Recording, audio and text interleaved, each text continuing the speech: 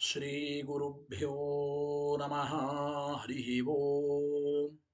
ಶ್ರಿಯಪ್ಪತ್ತೇ ನಿತ್ಯ ಗಣಿತ ಗುಣಮಾಣಿಕ್ಯ ವಿಶದ ಪ್ರಭಾಜಾಲೋಲ್ಲಾಸೋಪಹತ ಸಕಲಾವದ್ಯತಮಸೆ ಜಗಜ್ಜನ್ಮಸ್ಥೇವ ಪ್ರಳಯ ರಚನಾಶೀಲವಪುಷೇ ನಮೋ ಶೇಷಾಂನಾಯ ಸ್ಮೃತಿಹೃದಯದೀಪ್ತಾಯ ಹರಯೇ येन प्रादुरभावि भूमिबलये व्यस्तारिगो सन्ततिः प्रबोधिश्रुतिपङ्कजं करुणया प्रकाशितत्वं परम् ध्वान्तं ध्वंसमनायि साधुनिकरश्चाकारि सनमार्गगः तेन व्यासदिवाकरेण ददतं मात्याजि मे मानसम् व्याप्तिर्यस्य निजे निजेन महसा पक्षे सपक्षे स्थितिः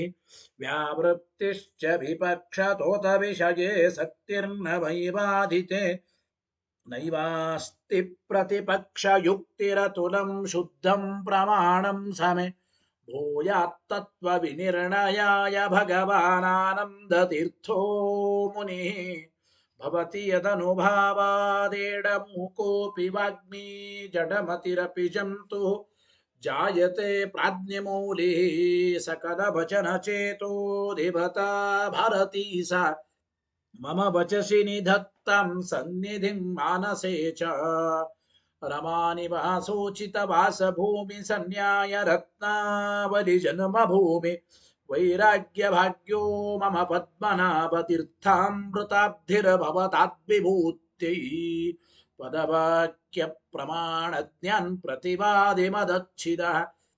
श्रीमदक्षोभ्यतीर्थाख्यानुपतिष्ठे गुरून्मम श्रीमदानन्दतीर्थार्य सन्मनः सरसि भुवि अनुव्याख्याननलिनी चञ्चरीकति मे मनः न शब्दाब्दौ गाढाः न च निगमचर्चासु चतुराः न च न्याये प्रौढाः न च विदितवेद्या अपि वयम् परं श्रीमत्पूर्णप्रमति गुरुकारुण्यसरणिं प्रपन्नामन्यास्मः किमपि च वदन्तोऽपि महताम् भगवता बादरायणेन प्राणिनां निःश्रेयसाय प्रणीतमपि ब्रह्ममीमांसाशास्त्रम् असाधुनिबन्धं दतमसावकुण्ठितत्वेन प्रणीतमिव मन्यमानः भगवानानन्दतीर्थमुनिः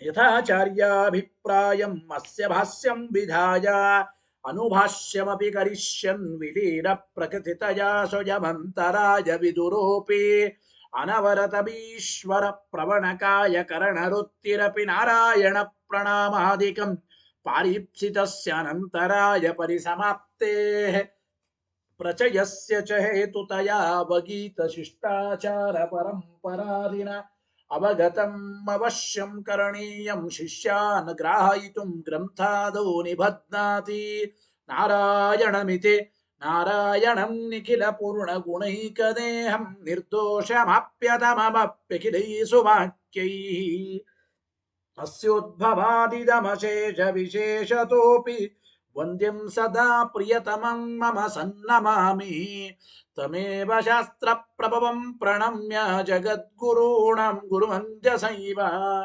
विशेषतो मे परमाख्यविद्याव्याख्यां करोम्यन्वपि चाहमेव ओमो मथातो ब्रह्मजिज्ञासा ॐ श्रुतिक्षीराब्धिमामथ्यधीमं धरमहीभृतः प्राप्ता न्यायसुधायेन तं जयीन्द्रमहं भजे बुधैरपि सुदुर्बोधे ग्रन्थे जन्मम साहसं तत्पारयन्तु निपुणाः गुरुपादरजक्कणाः लौकिकफलं लक्षणामृतदोहिनीं गुरुवनुग्रहरूपां तां कामधेनुमुपास्महे मद्भुक्तिर्द्विनदी जयार्य शुभवाक्सूर्यात्मजा सङ्गमे व्याख्यास्तानमहो विधाय नृहरे प्राप्य प्रसादं परम् प्रापुरुञे कृतकृत्यतां गतमला विद्यादिराजादयो ಯೋಗೀಶ ಕೃಪಯಂತು ತೇ ಜಯ ಮುನೇರ್ಭಾವಸ್ಯ ಬೋಧಾಯ ಮೇ ಶುಕೇನ ಶಾಂತ್ಯಾದಿಷು ವಾङ्ಮಯೇಷು ವ್ಯಾಸೇನ ಧೈರ್ಯಂ ಬುಧಿನೋಪಮೇಯಂ मनोजजित्या मनसां निपत्या रघुत्तमाख्यं स्वगुरुं नमामि न दग्धं यस्य कौपीनम् अग्नौ दत्तमपि स्फुटम् वेदौ व्यासगुरुं नौमि श्रीवेदेश नमस्कृतम् सत्यनाथ गुरुः पातु योधीरो नवचन्द्रिका नवामृतगदा तीर्थताण्डवानि व्यचीकृपथ आरूढः सहसायतीन्द्रपदवीं गत्वा च वाराणसीं तत्रत्यान् कुमतप्रचारनिरतानद्वैतदिग्धं तिनः प्रौढार्थे वचने सुयुक्तिखचिते संवीशयन्मोदयन् सत्यध्यानसुकेसरी विजयते पादासितः श्रीपतेः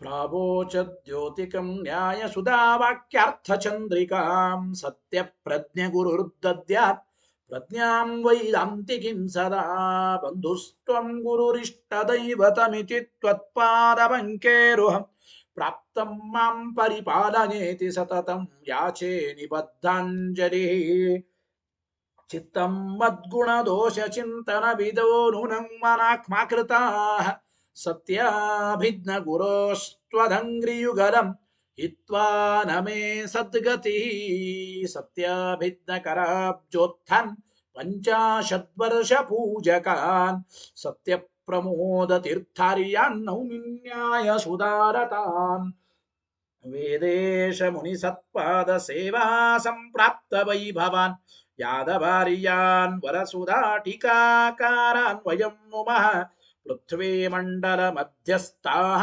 पूर्णबोधमतानुगाः वैष्णवा विष्णुहृदयाः तन्नमस्ये गुरून् मम आपादमौलिपर्यन्तं गुरूणामाकृतिं स्मरेत् तेन विघ्नाः प्रणश्यन्ति सिद्ध्यन्ति च मनोरथाः शुभां ध्यायन्ति ये कामान् गुरुदेवः प्रसादजान् इतरान् आत्मपापोत्थान् तेषां विद्या फलिष्यते यैरहं शुकवत् सम्यक् शिक्षितोऽस्मि कृपालुभिः श्रीमः सत्यात्मतीर्थार्यान् वन्दे विद्या गुरून् मम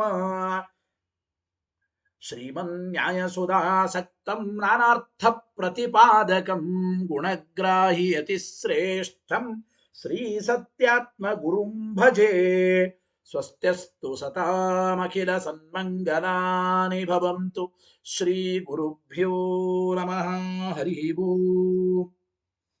ನಾವು ನಿನ್ನೆಯ ಪಾಠದಲ್ಲಿ ನಮ್ಮ ಸಿದ್ಧಾಂತದಲ್ಲಿ ಪುನರುಕ್ತಿ ಇಲ್ಲ ಎಂಬ ಮಾತನ್ನು ನಾವು ಹೇಳಿದ್ದೇವೆ. ಯಾಕೆ? ಓಂ ಓಂ ಅಥಾಥೋ ಬ್ರಹ್ಮ ಜಿಜ್ಞಾಸ ಓಂ ಎಂಬ ಸೂತ್ರದಲ್ಲಿರತಕ್ಕಂಥ ಅಥ ಎಂಬ ಶಬ್ದಕ್ಕೆ ಮತ್ತು ಅತಃ ಎಂಬ ಶಬ್ದಕ್ಕೆ ನಾವು ಬೇರೆ ಬೇರೆ ಅರ್ಥವನ್ನೇ ಹೇಳಿದ್ದೇವೆ. ಆದ್ದರಿಂದ ಅಥ ಶಬ್ದಕ್ಕೂ ಹೇತು ಅಂತ ಅರ್ಥ, ಅತಃ ಎಂಬುದಕ್ಕೂ ಹೇತು ಅಂತ ಅರ್ಥ ನಾವು ಹೇಳಿಲ್ಲ ಎಂಬ ಮಾತನ್ನು ಹೇಳ್ತಾ ಇದ್ದೇವೆ. ಅಂದರೆ ನಿನ್ನೆ ಹೇಳಿದ್ದು ಅಥ ಎಂಬ ಶಬ್ದ ಏನ್ ಹೇಳಿಕೊಡ್ತಾ ಇದೆ ಅಂತಂದ್ರೆ, ಅಧಿಕಾರಿಯಲ್ಲಿ ಇರತಕ್ಕಂತಹ ಜಿಜ್ಞಾಸ ಮಾಡೋದಕ್ಕೆ ಬೇಕಾಗಿರತಕ್ಕಂತಹ ಅಧ್ಯಯನ, ಶಮದಮಾದಿ ಗುಣ ಸಂಪನ್ನತೆ, ಇವುಗಳನ್ನ ಈ ಸಿದ್ಧವಾದ ವಿಚಾರವನ್ನ ಅನುವಾದ ಮಾಡ್ತಾ ಇದೆ ಅಥ ಶಬ್ದ. ಮತ್ತು ಈ ಅನಧಿಕಾರಿಯಾದ ವ್ಯಕ್ತಿಯಲ್ಲಿರತಕ್ಕಂತಹ ಸಂಶಯ ಪರಿಹಾರಕ್ಕಾಗಿ ಹೇಳ್ತಾ ಇದೆ ಅಥ ಎಂಬ ಶಬ್ದ. ಆದರೆ ಅತಃ ಎಂಬ ಶಬ್ದದಿಂದ ವಿಷಯ ಪ್ರಯೋಜನಗಳ ಸಿದ್ಧಿಗಾಗಿ, ಅಂದ್ರೆ ವಿಷಯ ಪ್ರಯೋಜನಗಳ ಸಿದ್ಧಿಗಾಗಿ ಬೇಕಾಗಿರತಕ್ಕಂತಹ ಯುಕ್ತಿಗಳ ಸಮೂಹವನ್ನ ಅತಃ ಎಂಬ ಶಬ್ದ ಹೇಳ್ತಾ ಇದೆ. ಇದನ್ನ ಸ್ವಯಂ ಸೂತ್ರಕಾರರೇ ಹೇಳ್ತಾ ಇದ್ದಾರಾದ್ದರಿಂದ ನಮಗೆ ಪುನರುಕ್ತಿ ಇಲ್ಲ ಅಂತ ಹೇಳಿದರು. ಗೊತ್ತಾಯ್ತದ? ಆದ್ರೆ ಸೂತ್ರಕಾರ ಸ್ವಯಂ ಆಚಷ್ಟೆ ಇತಿ ಕುತಃ ಪೌನರುಕ್ತ್ಯಂ ಅಂತ ಇಲ್ಲಿ ತನಕ ನಿನ್ನೆಯವರೆಗೂ ಪಾಠ ಆಗಿದೆ. ಮುಂದೆ ನೋಡಿ, ಅತಃ ಏವ, ಆದ್ದರಿಂದಲೇನೆ. ಕೆಲವರು ಏನು ಮಾಡಿದ್ರು ಮಹಾನುಭಾವರು ಅಂದ್ರೆ, ಕೆಲವರು ಓಂ ಓಂ ಅಥಾಥೋ ಬ್ರಹ್ಮ ಜಿಜ್ಞಾಸ ಓಂ ಅಂಬೋಲ್ಲಿ ಅಥ ಶಬ್ದಕ್ಕೂ ಹೇತು, ಅತಃ ಎಂಬ ಶಬ್ದಕ್ಕೂ ಹೇತು ಅಂತ ಹೇಳಿದರೆ ಪುನರುಕ್ತಿ ದೋಷ ಬರುತ್ತದೆ. ಈ ಪುನರುಕ್ತಿ ದೋಷ ಪರಿಹಾರಕ್ಕಾಗಿ ಕೆಲವರು ಏನ್ ಮಾಡ್ತಾರಂದ್ರೆ ಅಥಾತಃ ಎಂಬುದು ಒಂದೇ ಶಬ್ದ ಅಂತ ಹೇಳಿಬಿಟ್ರು. ಅಥ ಅತಃ ಎರಡನ್ನು ಸೇರಿಸಿ ಅಥಾತಃ ಅಥಾತಃ ಎಂಬ ಒಂದೇ ಶಬ್ದ ಅಂತ ಹೇಳಿಬಿಡ್ತಾರೆ. ಒಂದೇ ಶಬ್ದ ಅಂತ ಹೇಳಿ ಪೌನರುಕ್ತಿ ದೋಷ ಇಲ್ಲ, ಬೇರೆ ಬೇರೆ ಶಬ್ದ ಅಂದ್ರೆ ಪುನರುಕ್ತಿ ಬರುತ್ತದೆ.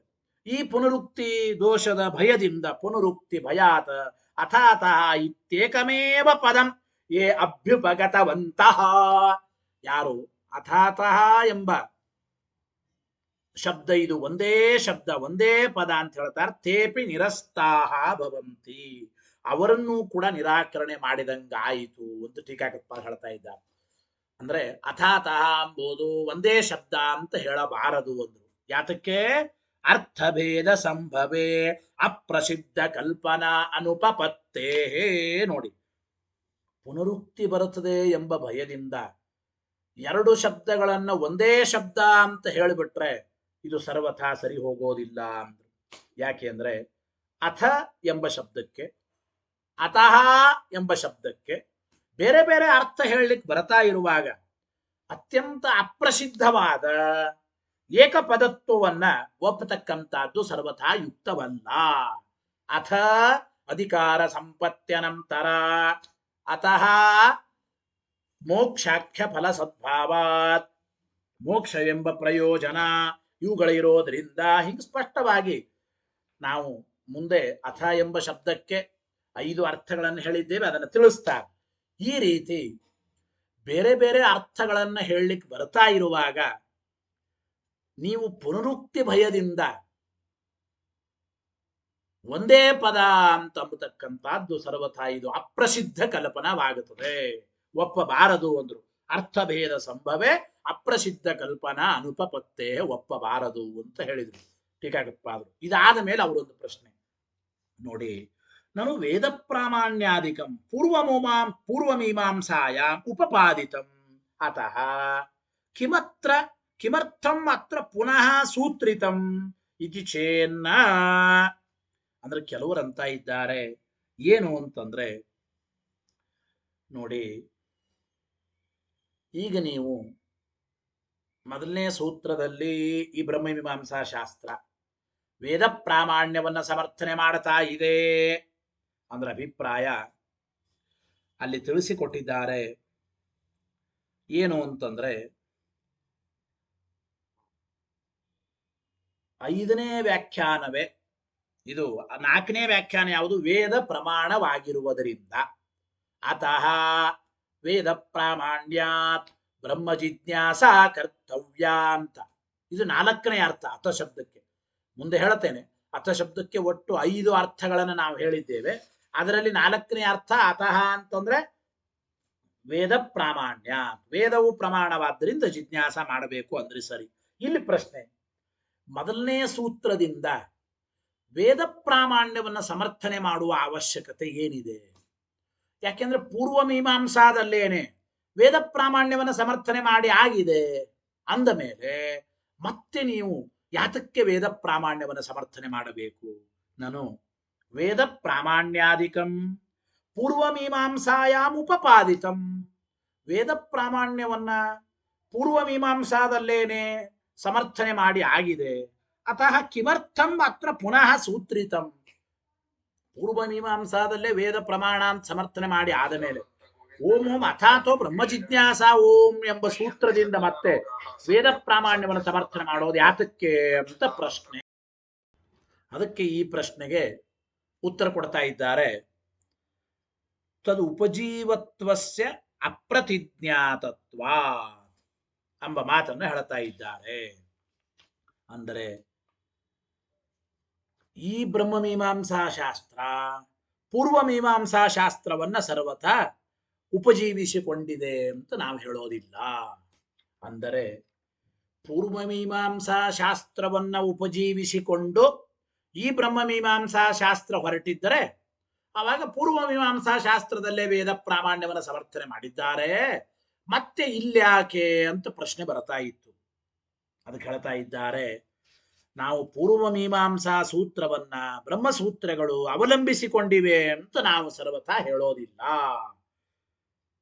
ತದುಪಜೀವಿತ್ವಸ್ಯ ಅಪ್ರತಿಜ್ಞಾತತ್ವಾತ್. ಪೂರ್ವ ಮೀಮಾಂಸಾ ಸೂತ್ರವನ್ನ ನಮ್ಮ ಬ್ರಹ್ಮಸೂತ್ರಗಳು ಅಂದ್ರೆ ಮೊದಲನೇ ಈ ನಮ್ಮ ಬ್ರಹ್ಮಸೂತ್ರ ಇದು ಸರ್ವಥಾ ಅವಲಂಬಿಸಿಕೊಂಡು ಹೊರಟಿಲ್ಲ. ಯಾಕೆ? ಏತನ್ಮೀಮಾಂಸಾ ಉಪಜೀವಿನಿ ಖಲು ಸಾ. ಗೊತ್ತಾಯಿತು ಇಲ್ಲ? ಸಾ ಇತಿ ಪುರಾಣೇ ಪಠ್ಯತೆ ಎಂಬ ಮಾತನ್ನ ಹೇಳ್ತಾ ಇದ್ದಾರೆ. ನೋಡಿ,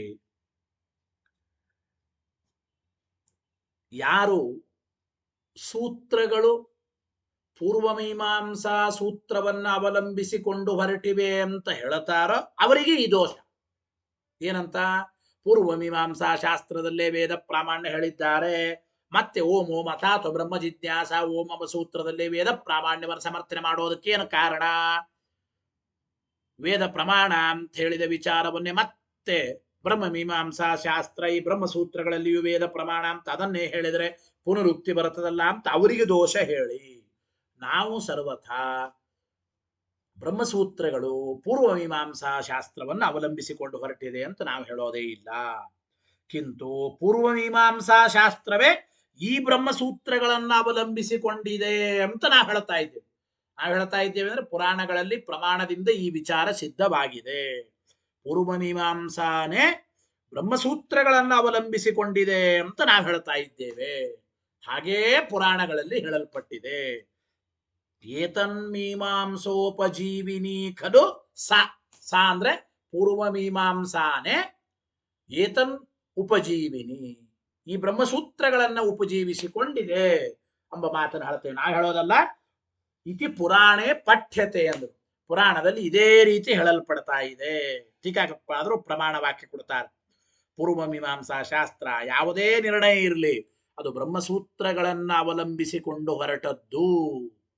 ನೋಡಿ, ಶಬ್ದಜಾತಸ್ಯ ಸರ್ವಸ್ಯ ಯತ್ ಪ್ರಮಾಣಶ್ಚ ನಿರ್ಣಯ ಇತಿ.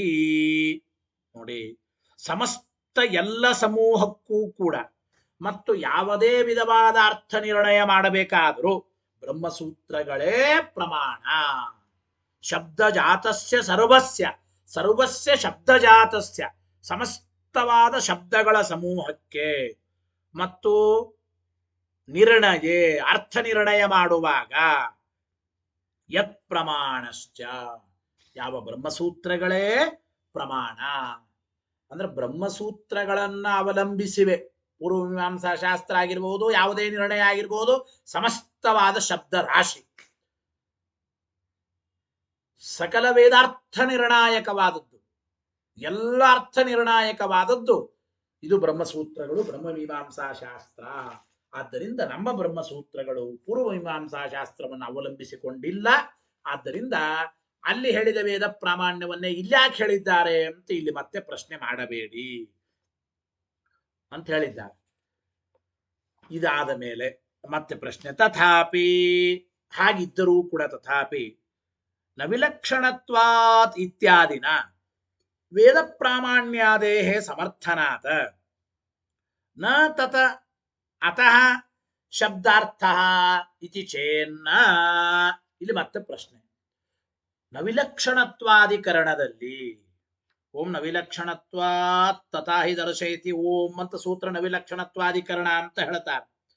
ನವಿಲಕ್ಷಣತ್ವಾಧಿಕರಣದಲ್ಲಿ ವೇದ ಪ್ರಾಮಾಣ್ಯವನ್ನು ಸಮರ್ಥನೆ ಮಾಡಿದ್ದಾರೆ ಅಂದ ಮೇಲೆ ನೀವು ಮತ್ತೆ ಅತಃ ಎಂಬ ಶಬ್ದದಿಂದ ಯಾತಕ್ಕಿಲ್ಲಿ ವೇದ ಪ್ರಾಮಾಣ್ಯವನ್ನು ಹೇಳ್ತಾ ಇದ್ದೀವಿ? ಅತಃ ವೇದ ಪ್ರಾಮಾಣ್ಯಾತ ಬ್ರಹ್ಮ ಜಿಜ್ಞಾಸ ಕರ್ತವ್ಯ ಅಂದ್ರೆ ಮುಂದೆ ನವಿಲಕ್ಷಣತ್ವಾಧಿಕರಣದಲ್ಲಿ ಪ್ರತ್ಯೇಕವಾಗಿ ವೇದ ಪ್ರಾಮಾಣ್ಯವನ್ನು ಸಮರ್ಥನೆ ಮಾಡ್ತಾ ಇದ್ದೀರಿ ಅಂದ ಮೇಲೆ ಇಲ್ಲಿ ಅತಃ ಎಂಬ ಶಬ್ದದ ಅರ್ಥ ವೇದ ಪ್ರಾಮಾಣ್ಯ ಎಂಬುದು ಯಾತಕ್ಕೆ ಹೇಳ್ತೀರಿ ಅಂತಂದರೆ ಅದಕ್ಕೆ ಟೀಕಾಕಪ್ಪ ಉತ್ತರ ಕೊಟ್ಟರು, ಏತತ್ ಪ್ರಪಂಚತ್ವಾತ್.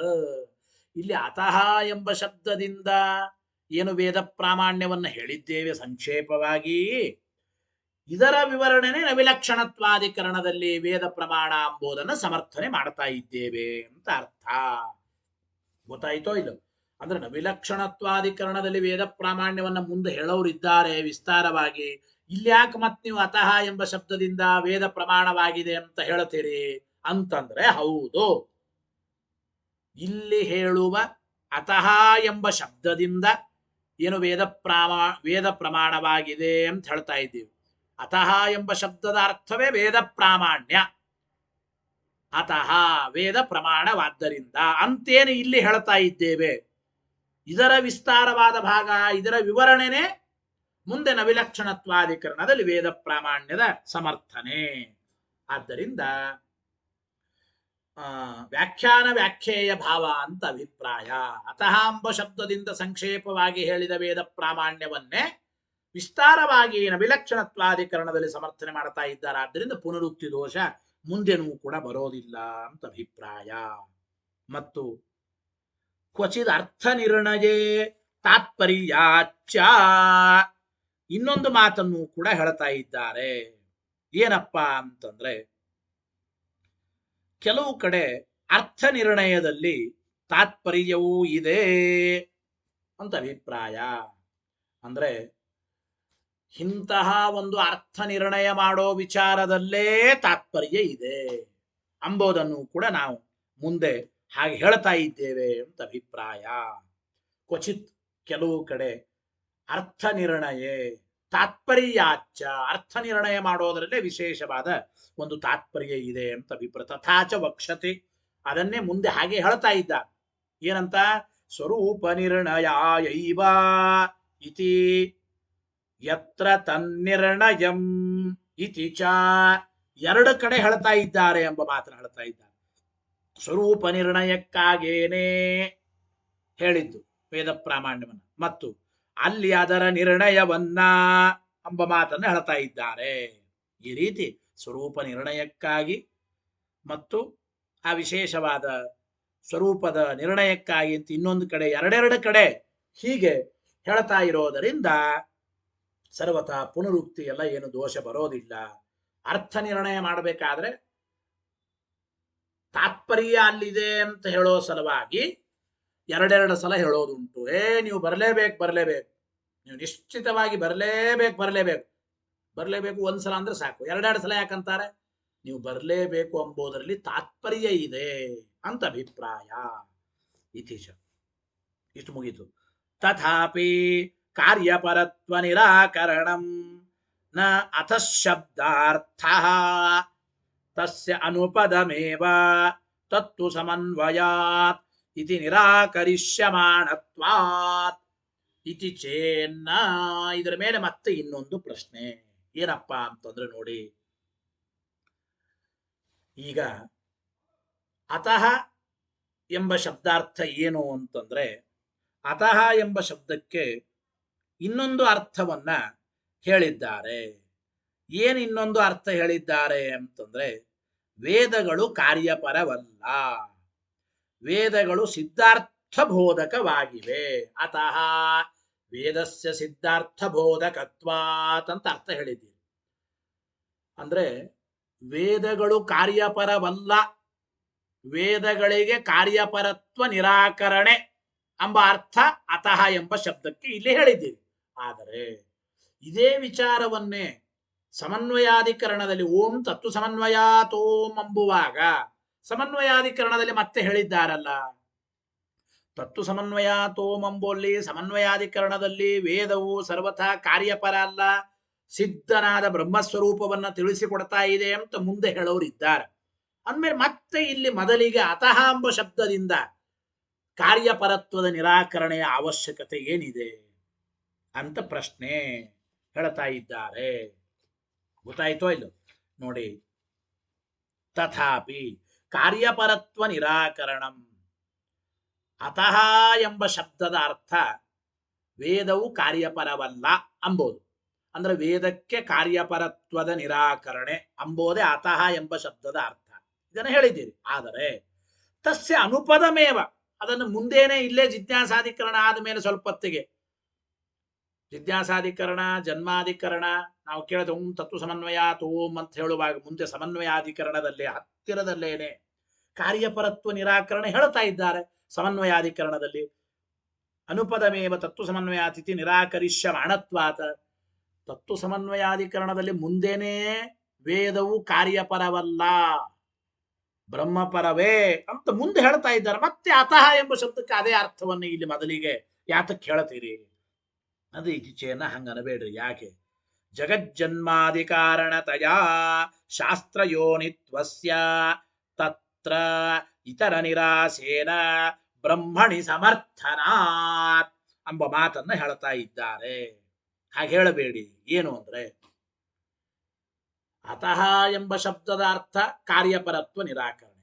ತತ್ವ ಸಮನ್ವಯ ತಂಬೋಲಿ ಸಮನ್ವಯಾಧಿಕರಣದಲ್ಲಿಯೂ ಕಾರ್ಯಪರತ್ವ ನಿರಾಕರಣೆ ನೀವಂದಿದ್ದೀರಾ. ಆದರೆ ನೋಡಿ, ಆ ಸೂತ್ರದಲ್ಲಿ ಓಂ ತತ್ವ ಸಮನ್ವಯಾತ್ ಓಂ ಎಂಬ ಸೂತ್ರದಲ್ಲಿ ಬೇರೆಯವರನ್ನೂ ನಿರಾಕರಣೆ ಮಾಡಿ ವಿಷ್ಣುವೇ ಜಗಜ್ಜನ್ಮಾದಿ ಕಾರಣತ್ವೇನ ಶಾಸ್ತ್ರ ಸಿದ್ಧನಾಗಿದ್ದಾನೆ ಅಂತ ಸಮರ್ಥನೆ ಮಾಡ್ತಾ ಇದ್ದಾರೆ. ಅಂದ್ರೆ ಕೇವಲ ಕಾರ್ಯಪರತ್ವದ ನಿರಾಕರಣೆ ಅಲ್ಲ, ಜಗಜ್ಜನ್ಮಾದಿ ಕಾರಣತ್ವೇನ ಶಾಸ್ತ್ರಯೋನಿಯಾದವನು ಅದು ಪರಮಾತ್ಮನೇ. ಕೆಲವರು ಜಗಜ್ಜನ್ಮಾದಿ ಕಾರಣತ್ವೇನ ಶಾಸ್ತ್ರ ಪ್ರತಿಪಾದ್ಯರಾದವರು ಪ್ರಕೃತಿ ಬೇರೆ ಬೇರೆಯವರು ಅಂತಂದಿದ್ರು. ರುದ್ರಾದಿಗಳಿಗೆ ಜಗಜ್ಜನ್ಮಾದಿ ಕಾರಣತ್ವ ಇದೆ ಅಂತ ಶಂಕೆ ಮಾಡಿದರೆ ಹಾಗಲ್ಲ. ತತ್ವ ಸಮನ್ವಯಾತ್ ಜಗಜ್ಜನ್ಮಾದಿ ಕಾರಣತ್ವೇನ ಶಾಸ್ತ್ರ ಪ್ರತಿಪಾದ್ಯನಾದವನು ಪರಬ್ರಹ್ಮನೇ ಪರಮಾತ್ಮನೇ ಎಂಬ ವಿಚಾರ ಹೇಳಿ ಬೇರೆಯವರಿಗೆ ಜಗಜ್ಜನ್ಮಾದಿ ಕಾರಣತ್ವೇನ ಶಾಸ್ತ್ರ ಪ್ರತಿಪಾದ್ಯತ್ವವನ್ನು ಅಲ್ಲಿ ನಿರಾಕರಣೆ ಮಾಡಿದ್ದಾರೆ.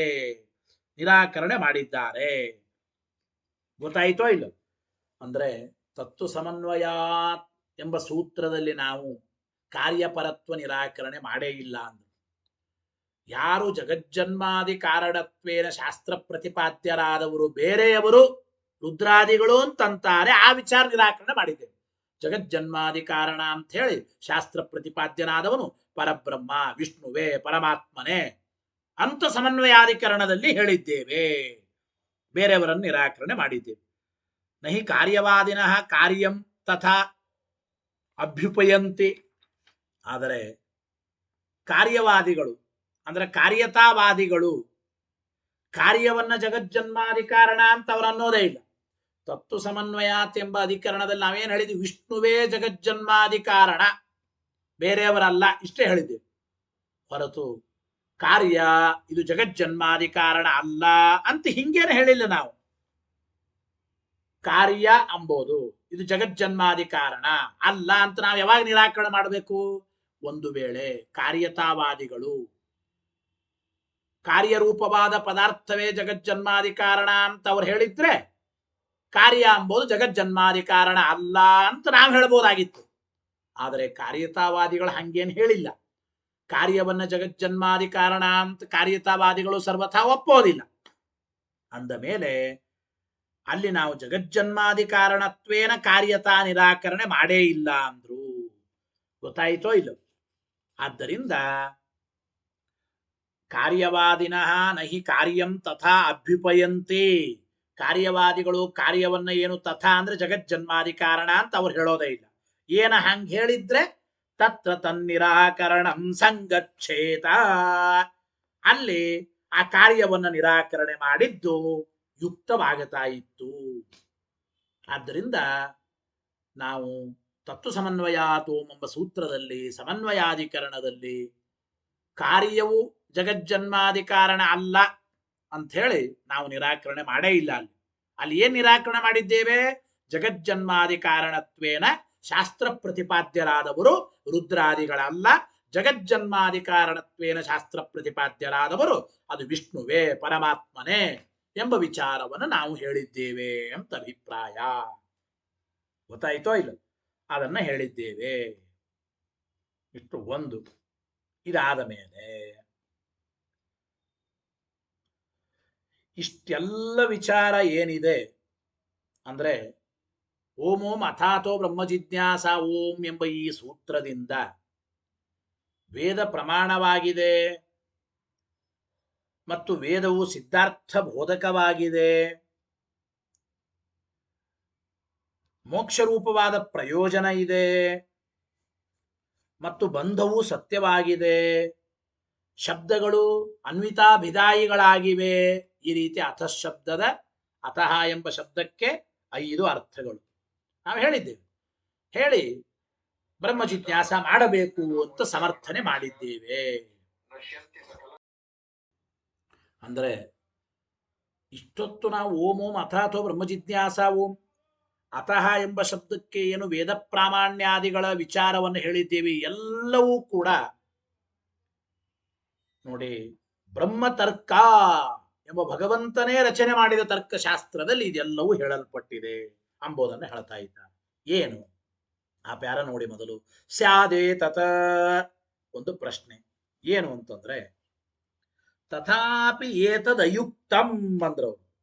ಅಂದ್ರೆ ಅತಃ ಎಂಬ ಶಬ್ದಕ್ಕೆ ಬಂಧ ಸತ್ಯತ್ವ ಮೊದಲಾದ 4 ಅರ್ಥಗಳನ್ನ ಏನು ಹೇಳಿದ್ದೀರಿ ಅದು ಸರಿಯಲ್ಲ ಅಂತ ಅಭಿಪ್ರಾಯ. ಅವರು ಅದು ಸರಿಯಲ್ಲ ಅಂತ ಇದ್ದಾರೆ. ಅಂದ್ರೆ ಮೊದಲನೇ ಅರ್ಥ ಬೇಕಾದ್ರೆ ಹೇಳಬಹುದು, ಆದ್ರೆ ಬಂಧ ಸತ್ಯತ್ವಾದಿ ಈ 4 ಅರ್ಥಗಳು ಸರಿಯಲ್ಲ ಅತಃ ಎಂಬ ಶಬ್ದಕ್ಕೆ. ತಥಾಪಿ ಏತದಯುಕ್ತ. ಯಾಕೆ? ಅತಃ ಶಬ್ದೋ ಹಿ ಅಂದ್ರೆ ಅತಃ ಶಬ್ದೋ ಹಿ ಪ್ರಕೃತಸ್ಯ ಹೇತುತ್ವಮಾಹ. ಅಂದ್ರೆ ನೀವು ಅತಃ ಎಂಬ ಶಬ್ದಕ್ಕೆ 5 ಅರ್ಥ ಹೇಳಿದ್ದೀರಿ. ಅದು ಯಾರು ಟಿಪ್ಪಣಿ ಒಳಗೆ ಬರೆದಿದ್ದಾರೆ. ಅತಃ ಅಂದ್ರೆ ಮೊದಲನೇ ಅರ್ಥ ಏನು ಗೊತ್ತಾ? ಮೋಕ್ಷಜನಕ ಪ್ರಸಾದ ಹೇತುತ್ವಾತ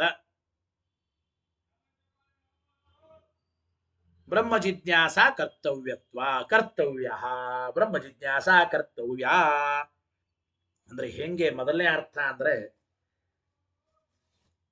ಬ್ರಹ್ಮ ಜಿಜ್ಞಾಸ ಮಾಡಬೇಕು. ಯಾಕೆ ಮಾಡಬೇಕು ಅಂದ್ರೆ ಮೋಕ್ಷಕ್ಕೆ ಕಾರಣವಾದ ಪ್ರಸಾದಕ್ಕೆ ಕಾರಣವಾದ ಜ್ಞಾನವನ್ನ ಹುಟ್ಟಿಸ್ತಾ ಇದೆ ಜಿಜ್ಞಾಸ. ಅದಕ್ಕೆ ಬ್ರಹ್ಮ ಜಿಜ್ಞಾಸ ಮಾಡಬೇಕು. ಅಂದ್ರೆ ಆತಃ ಆದ್ದರಿಂದ. ಯಾವುದರಿಂದ ಅಂತಂದ್ರೆ ಮೋಕ್ಷರೂಪ ಪ್ರಸಾದ ಕಾರಣೀಭೂತ ಜ್ಞಾನ ಜನಕತ್ವಾತ್ ಒಂದರ್ಥ. ಎರಡನೇದ್ದು ಬಂಧಸ್ಯ ಸತ್ಯತ್ವಾತ್, ಬಂಧವು ಸತ್ಯವಾಗಿದೆ ಆದ್ರಿಂದ ಬ್ರಹ್ಮ ಜಿಜ್ಞಾಸ ಮಾಡಿ. ವೇದಸ್ಯ ಸಿದ್ಧಾರ್ಥ ಬೋಧಕತ್ವಾತ್, ಆಮೇಲೆ ವೇದವು ಪ್ರಮಾಣವಾದ್ದರಿಂದ ವೇದಸ್ಯ ಪ್ರಾಮಾಣ್ಯಾತ್ ಮತ್ತು ಶಬ್ದಾನಾಂ ಅನ್ವಿತಾಭಿದಾಯಿತ್ವಾತ್. ಈ ರೀತಿ 5 ಅರ್ಥಗಳು ಅತಃ ಶಬ್ದಕ್ಕೆ ಅತಃ ಎಂಬ ಶಬ್ದಕ್ಕೆ ಹೇಳಿದ್ದಾರೆ. ಇಲ್ಲಿ ಆಚಾರ್ಯರು ಅಂದ್ರೆ ಮೊದಲನೇ ಅರ್ಥವನ್ನ ಏನೋ ಒಪ್ಪಬಹುದು, ಆದರೆ ಈ ಎರಡನೇ ಅರ್ಥ ಬಂಧಸ್ಯ ಸತ್ಯತ್ವಾತ್ ಮೊದಲಾದ ಮುಂದಿನ 4 ಅರ್ಥಗಳು ಅತಃ ಎಂಬ ಶಬ್ದದ ಅರ್ಥ ಅಲ್ಲ ಅಂತ. ಯಾತಕ್ಕೆ ಅಂತಂದ್ರೆ ಅವರಂತಾರೆ ಅತಃ ಎಂಬ ಶಬ್ದ ಪ್ರಕೃತವಾದ ವಿಷಯಕ್ಕೆ ಕಾರಣತ್ವವನ್ನು ಹೇಳ್ತಾ ಇದೆ. ಪ್ರಕೃತಸ್ಯ ಹೇತುತ್ವಮಾಹ ಅತಃ ಶಬ್ದೋ ಹಿ ಪ್ರಕೃತಸ್ಯ ಹೇತುತ್ವಮಾಹ. ಪ್ರಕೃತವಾದ ವಿಷಯಕ್ಕೆ ಕಾರಣತ್ವವನ್ನು ಹೇಳ್ತಾ ಇದೆ ಹೊರತು ಅತಃ ಎಂಬ ಶಬ್ದ ನೇರವಾಗಿ ವೇದ ಪ್ರಾಮಾಣ್ಯಾದಿಗಳನ್ನೇ ಎಲ್ಲಿ ಹೇಳ್ತಾ ಇದೆ? ವೇದವು ಪ್ರಮಾಣವಾದ್ದರಿಂದ, ಬಂಧವು ಸತ್ಯವಾದ್ದರಿಂದ. ಈ ರೀತಿಯ ಅರ್ಥ ನೇರವಾಗಿ ಅತಃ ಎಂಬ ಶಬ್ದಕ್ಕೆ ಹೇಗೆ ಬರುತ್ತದೆ ಅಂತ ಪ್ರಶ್ನೆ ನೋಡಿ. ನ ಪುನಃ ವೇದ ಪ್ರಾಮಾಣ್ಯಾದಿಕಮೇವ ಸಾಕ್ಷಾತ್ ನಚ ನಚಾನ್ನ ತತ್ ಪ್ರಕೃತಂ. ಅಂದ್ರೆ ಅತಃ ಎಂಬ ಶಬ್ದಕ್ಕೆ ವೇದ ಪ್ರಾಮಾಣ್ಯ ಮೊದಲಾದ ಅರ್ಥಗಳು ಇಲ್ಲಿ ಪ್ರಕೃತವೂ ಆಗಿಲ್ಲ, ಮತ್ತು ಸಾಕ್ಷಾತ್ತಾಗಿ ಅತಃ ಎಂಬ ಶಬ್ದಕ್ಕೆ ವೇದ ಪ್ರಮಾಣವಾದ್ದರಿಂದ ಹಿಂಗೆಲ್ಲ ಅರ್ಥ ಹೇಳಲಿಕ್ಕೆ ಬರೋದಿಲ್ಲ. ಅಂದ ಮೇಲೆ ನೀವು ಹೇಳಿದ 5 ಅರ್ಥಗಳಲ್ಲಿ ಎರಡನೇ ಅರ್ಥದಿಂದ 5ನೇ ಅರ್ಥದವರೆಗೆ ಒಟ್ಟು 4 ಅರ್ಥಗಳು ಅತಃ ಶಬ್ದಕ್ಕೆ ಅಲ್ಲ, ಬೇಕಾಗಿಲ್ಲ. ಗೊತ್ತಾಯಿತೋ ಇಲ್ಲ? ಆದ್ದರಿಂದ ಆ ವೇದ ಪ್ರಾಮಾಣ್ಯಾದಿಗಳು ಎಂಬುದು ಅತಃ ಎಂಬ ಶಬ್ದದ ಅರ್ಥ ಅಲ್ಲ ಅಂತ ಇದ್ದಾರೆ. ಇಲ್ರಿ, ಈ ಸೂತ್ರ ಪ್ರವೃತ್ತವಾಗೋದಕ್ಕಿಂತ ಮುಂಚೆನೆ ವೇದಗಳು ಪ್ರಮಾಣ ಎಂಬುದೇನು ಪ್ರಸಕ್ತಿ ಆಗ್ಯದನು? ಹಾಗೇ ಇಲ್ಲ ಅಂದ್ರು. ಅಂದ್ರೆ ಪ್ರಥಮ ಸೂತ್ರ ಇದು ಪ್ರವೃತ್ತವಾಗೋಕ್ಕಿಂತ ಮುಂಚೆನೆ ಗೊತ್ತಾಯ್ತೋ ಇಲ್ಲ. ಪ್ರಥಮ ಸೂತ್ರ ಅಂಬೋದು ಹೊರಡೋಕ್ಕಿಂತ ಮುಂಚೆ ವೇದ ಪ್ರಮಾಣನೋ ಅಪ್ರಮಾಣನೋ ಈ ವಿಚಾರ ಪ್ರಸಕ್ತನೂ ಆಗಿಲ್ಲ. ಬಂಧ ಸತ್ಯನೋ ಮಿಥ್ಯಾನೋ ಇದು ಯಾವುದು ಪ್ರಸಕ್ತವೂ ಆಗಿಲ್ಲ. ನೀವು ಅತಃ ಎಂಬ ಶಬ್ದ ಎಲ್ಲಿ ಬಂದಿದೆ? ಪ್ರಥಮ ಸೂತ್ರದಲ್ಲಿ ಬಂದಿದೆ. ಪ್ರಥಮ ಸೂತ್ರದಲ್ಲಿ ಬರುವ ಅತಃ ಎಂಬ ಶಬ್ದಕ್ಕೆ ವೇದವು ಪ್ರಮಾಣವಾದ್ದರಿಂದ ಅಥವಾ ಬಂಧವು ಸತ್ಯವಾದ್ದರಿಂದ ಹಿಂಗೆಲ್ಲ ಅರ್ಥ ಯಾವಾಗ ಹೇಳಬೇಕು? ವೇದದ ಪ್ರಾಮಾಣ್ಯ, ಬಂಧಕ್ಕೆ ಸತ್ಯತ್ವ ಇವು ಪೂರ್ವ ಪ್ರಸಕ್ತವಾಗಿದ್ರೆ ಇದೇ ಮೊದಲನೇ ಸೂತ್ರ ರೀ. ಓಂ ಓಂ ಓಂ ಓಂ ಅಥಾತೋ ಬ್ರಹ್ಮ ಜಿಜ್ಞಾಸ ಓಂ. ಈ ಸೂತ್ರವೇ ಮೊದಲನೇ ಸೂತ್ರವಾದ್ದರಿಂದ ಈ ಸೂತ್ರಕ್ಕಿಂತ ಮುಂಚೆ ಮೊದಲು ವೇದ ಪ್ರಾಮಾಣ್ಯಾದಿಗಳು ಯಾವ ಪ್ರಸಕ್ತನೇ ಆಗಿಲ್ಲ. ಗೊತ್ತಾಯ್ತು ಅಲ್ಲ. ತತ ನಚ ಅತ್ರ ಪ್ರಕೃತಂ, ಆ ವೇದ ಪ್ರಾಮಾಣ್ಯಾದಿಗಳು ಇಲ್ಲಿ ಪ್ರಕೃತವೂ ಆಗಿಲ್ಲ. ಮತ್ತು ಅಸ್ಸೈವ ಪ್ರಥಮ ವಾಕ್ಯತ್ವ. ಓಂ ಓಂ ಅಥಾತೋ ಬ್ರಹ್ಮ ಜಿಜ್ಞಾಸ ಓಂ ಎಂಬುದೇ ಇದು ಪ್ರಥಮ ವಾಕ್ಯ ರೀ. ಇದೇ ಪ್ರಥಮ ವಾಕ್ಯ. ಇದಕ್ಕಿಂತ ಮುಂಚೆ ಯಾವ ವಿಷಯವೂ ಪ್ರಸಕ್ತವೇ ಆಗಿಲ್ಲ. ಅಂದ ಮೇಲೆ ಅತಃ ವೇದ ಪ್ರಮಾಣವಾದ್ದರಿಂದ, ಬಂಧವು ಸತ್ಯವಾದ್ದರಿಂದ, ವೇದ ಸಿದ್ಧಾರ್ಥ ಬೋಧಕವಾದ್ದರಿಂದ, ಗೊತ್ತಾಯಿತೋ ಇಲ್ಲ, ಶಬ್ದಗಳು ಅನ್ವಿತಾಭಿದಾಯಿ ಆದ್ದರಿಂದ ಇವೆಲ್ಲ ವಿಷಯ ಯಾತಕ್ಕೆ ಹೇಳಬೇಕು? ಅತಃ ಶಬ್ದದ ಅರ್ಥ ಹೇಗೆ ಹೇಳ್ತೀರಿ? ಬರೋದಿಲ್ಲಲ್ಲ. ಆಮೇಲೆ ಪೂರ್ವಮೀಮಾಂಸಾ ಪ್ರಕೃತೋಪಜೀವನಂತೂ ನ ಇಷ್ಯತೆ ಏವ. ಇಲ್ಲ, ಪೂರ್ವಮೀಮಾಂಸಾ ಶಾಸ್ತ್ರದಲ್ಲಿ ಪ್ರಕೃತವಾಗವ ಅಂತಂದ್ರೆ ಪೂರ್ವಮೀಮಾಂಸಾ ಶಾಸ್ತ್ರದಲ್ಲಿ ಪ್ರಸಕ್ತವಾದದ್ದನ್ನು ಅವಲಂಬಿಸಿ ಮೊದಲನೇ ಸೂತ್ರ ಹೊರಟಿಲ್ಲ ಅಂತ ನೀವೇ ಹೇಳಿದ್ದೀರಿ. ಪೂರ್ವಮೀಮಾಂಸಾ ಶಾಸ್ತ್ರದಲ್ಲಿ ವೇದ ಪ್ರಾಮಾಣ್ಯಾದಿಗಳು ಪ್ರಕೃತವಾಗಿವೆ. ಅವುಗಳನ್ನ ಅವಲಂಬಿಸಿಕೊಂಡು ನಾವು ಪ್ರಥಮ ಸೂತ್ರದಲ್ಲಿರುವ ಅತಃ ಎಂಬ ಶಬ್ದಕ್ಕೆ ವೇದ ಪ್ರಾಮಾಣ್ಯಾತ್ ಬಂಧಸ್ಯ ಸತ್ಯತ್ವಾತ್ ಹಿಂಗ ಮೊದಲಾದ ಅರ್ಥಗಳನ್ನು ಹೇಳ್ತೀವಿ ಅಂದ್ರೆ ಅದು ಹೇಳಿಕ್ ಬರಲ್ಲ. ಯಾಕೆ? ನೀವು ಹಿಂದಿನ ಪ್ಯಾರಾದಲ್ಲೇ ಹೇಳಿದ್ದೀರಿ, ಬ್ರಹ್ಮಸೂತ್ರಗಳು ಪೂರ್ವಮೀಮಾಂಸಾ ಶಾಸ್ತ್ರವನ್ನ ಅವಲಂಬಿಸಿಕೊಂಡು ಹೊರಟಿಲ್ಲ ಅಂತ ಹೇಳಿದ್ದೀರಿ. ಅದರಿಂದ ಪೂರ್ವಮೀಮಾಂಸಾ ಪ್ರಕೃತ ಉಪಜೀವನಂತೂ ನ ಇಷ್ಯತೆ ಏವ. ಆದ್ದರಿಂದ ಹೇಳಿ ಸರಿಯಲ್ಲ. ಮತ್ತು ನಚ ಕಾರ್ಯ ನಿರಾಕರಣಂ ತತ್ ಪ್ರಕೃತಂ. ಅತಃ ಎಂಬ ಶಬ್ದಕ್ಕೆ ಕಾರ್ಯದ ನಿರಾಕರಣೆ ಅಂಬೋದು ಕೂಡ ಬರೋದಿಲ್ಲ ಎಂಬ ಮಾತನ್ನು ಹೇಳ್ತಾ ಇದ್ದಾರೆ. ಯಾಕೆಂದ್ರೆ ಪೂರ್ವಮೀಮಾಂಸಾದಲ್ಲಿ ವೇದಗಳಿಗೆ ಕಾರ್ಯಪರತ್ವ ಇದರ ನಿರಾಕರಣೆ ಎಂಬುದು ಪ್ರಸಕ್ತವೂ ಆಗಿಲ್ಲ ಅಂದ್ರು. ಈಗ ಅತಃ ಅಂದ್ರೆ ವೇದವು ಕಾರ್ಯಪರವಲ್ಲ ಎಂಬ ಅರ್ಥ ನೀವು ಹೇಳಬೇಕು. ಇದು ಯಾವಾಗ ಹೇಳಬೇಕು?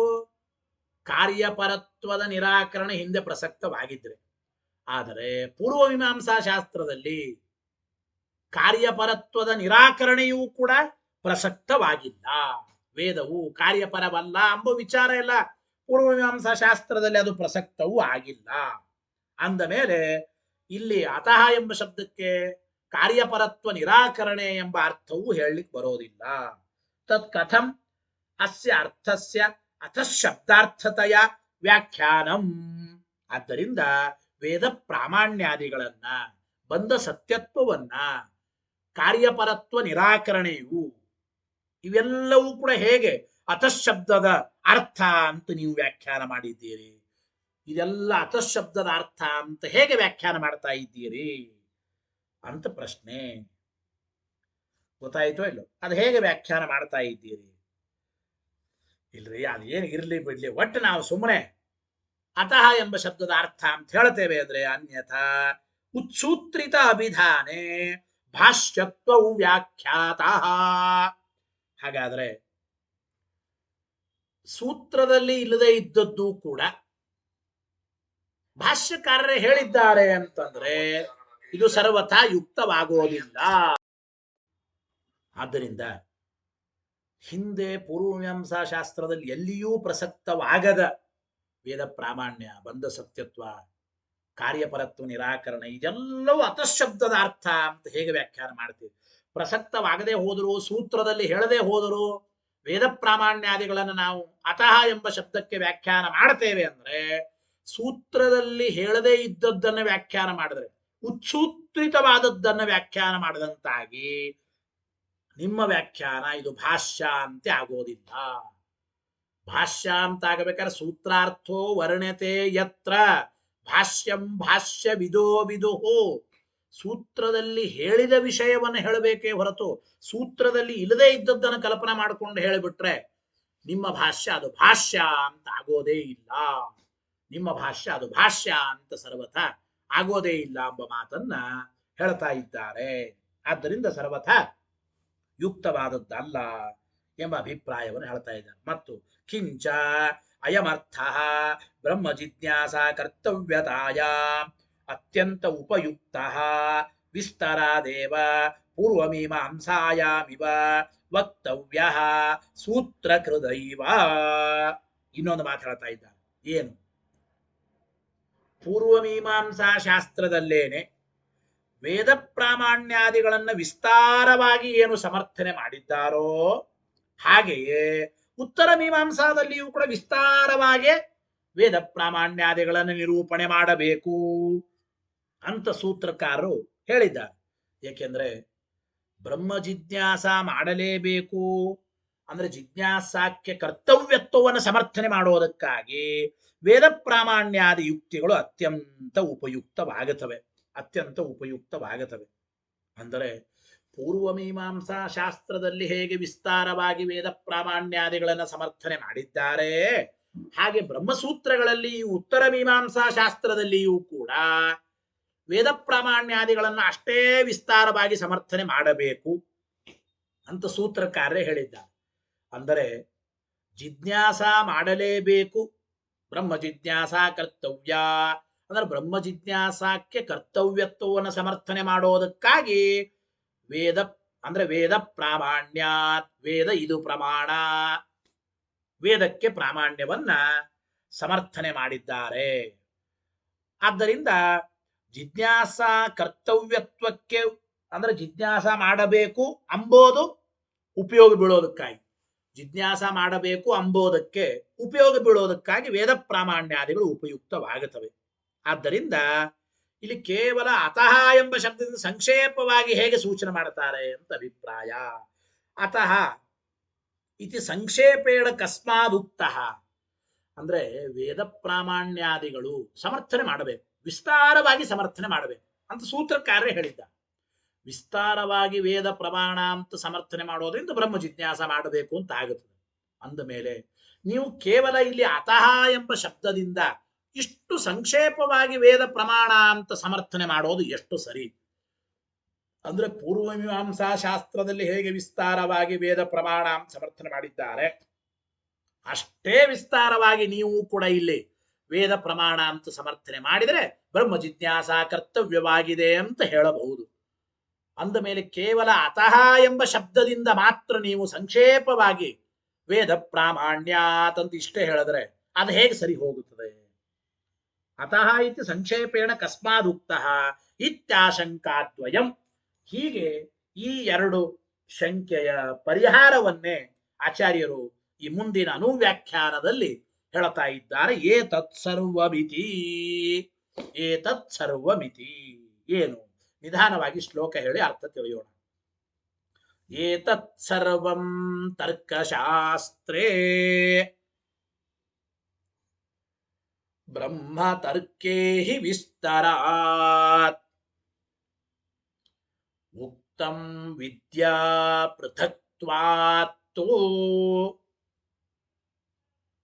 ಸಂಕ್ಷೇಪೇಣಾತ್ರ ಸೂಚಿತಂ. ಏನ್ ಹೇಳ್ತಾ ಇದ್ದಾರೆ? ಏತತ್ ಸರ್ವಂ, ವೇದ ಪ್ರಾಮಾಣ್ಯವೇ ಮೊದಲಾದ ಎಲ್ಲ ವಿಚಾರಗಳು. ವೇದ ಪ್ರಮಾಣ ಬಂಧ ಸತ್ಯವಾಗಿದೆ, ವೇದವು ಕಾರ್ಯಪರವಲ್ಲ, ಶಬ್ದಗಳೆಲ್ಲವೂ ಅನ್ವಿತಾಭಿದಾಯಿಗಳಾಗಿವೆ, ವೇದ ಇದು ಸಿದ್ಧ ಸ್ವರೂಪನಾದ ಬ್ರಹ್ಮನನ್ನೇ ಪ್ರತಿಪಾದನೆ ಮಾಡುತ್ತಾ ಇದೆ. ಈ ಎಲ್ಲ ವಿಚಾರಗಳು ಏನಿದೆ ವಿಸ್ತಾರ, ಅತ್ಯಂತ ವಿಸ್ತಾರದಿಂದ ಬ್ರಹ್ಮತರ್ಕೇ ತರ್ಕಶಾಸ್ತ್ರೇ, ಭಗವಂತನೇ ರಚನೆ ಮಾಡಿದ ಬ್ರಹ್ಮತರ್ಕ ರೂಪವಾದ ತರ್ಕಶಾಸ್ತ್ರದಲ್ಲಿ ಹೇಳಲ್ಪಟ್ಟಿದೆ. ಅಂದ್ರೆ ಬ್ರಹ್ಮತರ್ಕವೆಂಬ ತರ್ಕಶಾಸ್ತ್ರದಲ್ಲಿ ಎಲ್ಲ ವೇದ ಪ್ರಾಮಾಣ್ಯಾದಿ ವಿಚಾರಗಳು ಅತ್ಯಂತ ವಿಸ್ತಾರವಾಗಿ ಹೇಳಲ್ಪಟ್ಟಿವೆ. ಬ್ರಹ್ಮತರ್ಕೆ ತರ್ಕಶಾಸ್ತ್ರೇ ಉಕ್ತಂ. ಆದರೆ ಈ ಬ್ರಹ್ಮಮೀಮಾಂಸಾ ಶಾಸ್ತ್ರದ ಪ್ರಾರಂಭದಲ್ಲಿ, ಆದರೆ ಅತ್ರ ಇಲ್ಲಿ ಇಲ್ಲಿ ಅಂದ್ರೆ ಈ ಬ್ರಹ್ಮಮೀಮಾಂಸಾ ಶಾಸ್ತ್ರವನ್ನ ಆರಂಭ ಮಾಡುವಾಗ ಮೊದಲಿಗೆ ವಿದ್ಯಾ ಪೃಥಕ್ತ್ವಾತ್ತು, ಎರಡು ವಿದ್ಯೆಗಳಲ್ಲಿ ಭೇದ ಇರೋದ್ರಿಂದ, ಪರವಿದ್ಯಾ ಅಪರವಿದ್ಯಾ ಹೀಗೆ ವಿದ್ಯೆಗಳಲ್ಲಿ ಭೇದ ಇರೋದ್ರಿಂದ, ವಿದ್ಯೆಗಳು ಎರಡೂ ಅಂತಾದ್ದರಿಂದ ಎರಡು ವಿದ್ಯೆಗಳಲ್ಲಿ ಭೇದ ಇರೋದ್ರಿಂದ ಸಂಕ್ಷೇಪವಾಗಿ ಅತಃ ಎಂಬ ಶಬ್ದದಿಂದ ಇಲ್ಲಿ ಸೂಚನೆ ಮಾಡಿದ್ದೇವೆ. ವಿದ್ಯಾ ಪೃಥಕ್ತ್ವಾತ್ತು ಅತ್ರ ಸಂಕ್ಷೇಪೇಣ ಸೂಚಿತಂ. ಅಂದ್ರೆ ಬ್ರಹ್ಮತರ್ಕ ಎಂಬ ತರ್ಕಶಾಸ್ತ್ರದಲ್ಲಿ ವಿಸ್ತಾರವಾಗಿ ಪರಮಾತ್ಮನೇ ವೇದ ಪ್ರಾಮಾಣ್ಯಾದಿ ವಿಚಾರಗಳನ್ನ ಹೇಳಿದ್ದಾನೆ ನಿಜ. ಈ ಬ್ರಹ್ಮಮೀಮಾಂಸಾ ಶಾಸ್ತ್ರದ ಪ್ರಾರಂಭದಲ್ಲಿ ಎರಡು ವಿದ್ಯೆಗಳ ಪ್ರಸಕ್ತಿ ಇದೆ, ಪರವಿದ್ಯಾ ಅಪರವಿದ್ಯಾ ಅಂತ.